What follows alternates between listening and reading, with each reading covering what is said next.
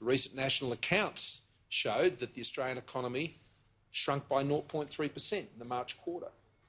Now, while the damage to the economy is heartbreaking at that level, it has been far less than so many other countries, as you can see by the comparative performance on international growth across major developed economies. Looking forward, Australia is expected to have the third lowest fall in GDP in 2020 of all economies surveyed by the OECD. But the hit to our economy, we must understand, is significant, despite our relatively stronger performance. And the road ahead will be very hard. There is a mountain yet to climb.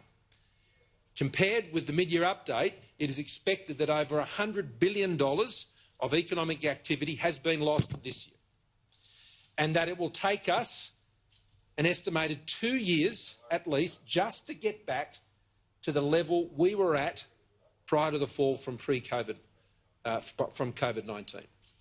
And that's why we have a plan to lift that growth, not just for the next few months, just not for now, but the next 5 years.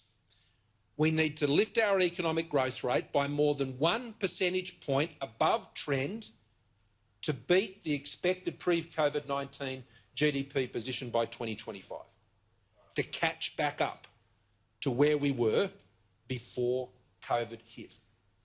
Now, the restoration of growth is also critical to our public finances. We are looking at a record deficit this year and next, and not just because of record COVID-19 expenditures. Revenues have taken an equally large hit.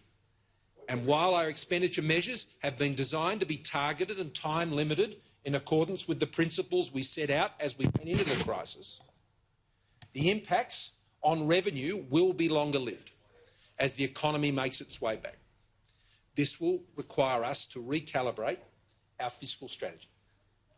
This does not mean stepping back from our commitment to essential services and addressing the further needs in aged and disability care. We remain committed to those essential services and supports within the Australian community. Such expenditure, where carefully planned and controlled, will support growth and it will boost confidence.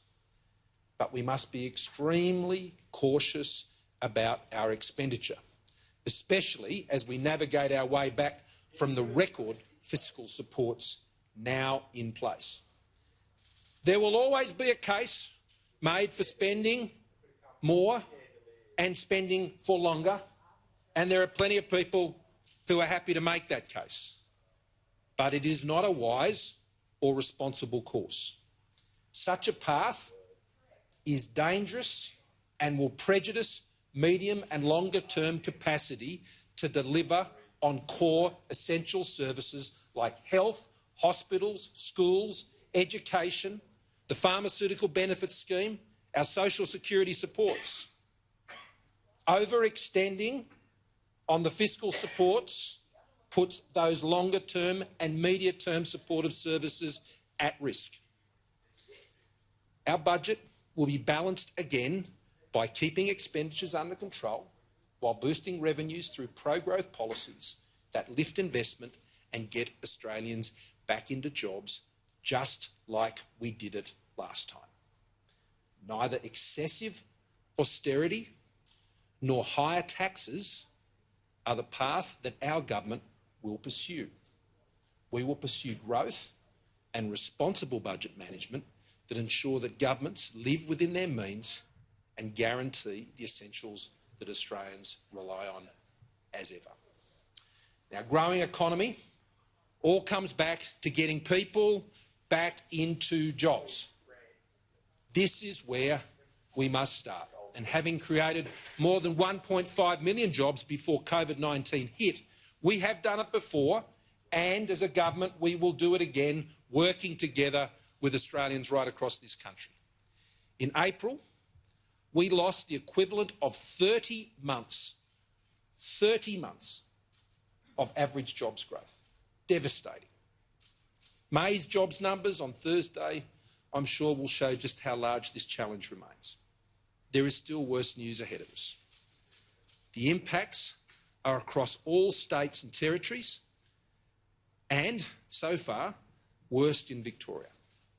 Our jobs challenge is a truly national task, and it is now the primary focus of the National Cabinet, which we have agreed to now make permanent.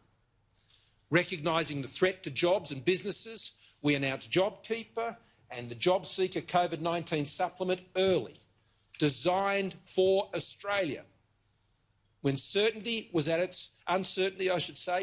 its highest.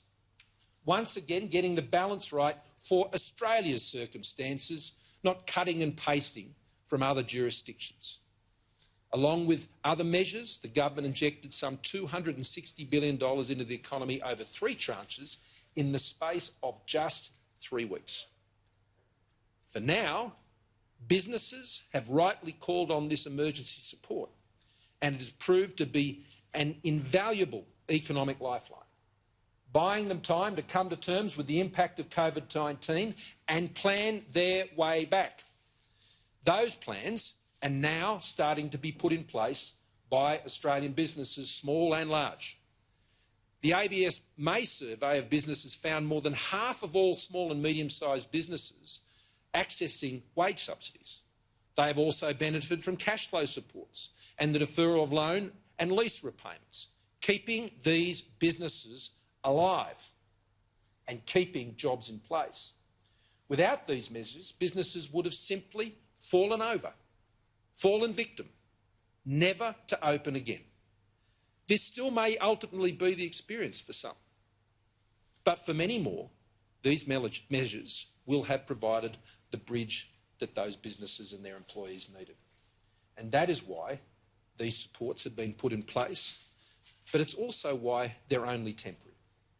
Left in place for too long, not only will that damage the capacity of the budget to deal with important essential services, but it will also dull the dynamism of the economy and prevent the adjustments that must necessarily take place to enable new jobs to be created and our economy to move forward.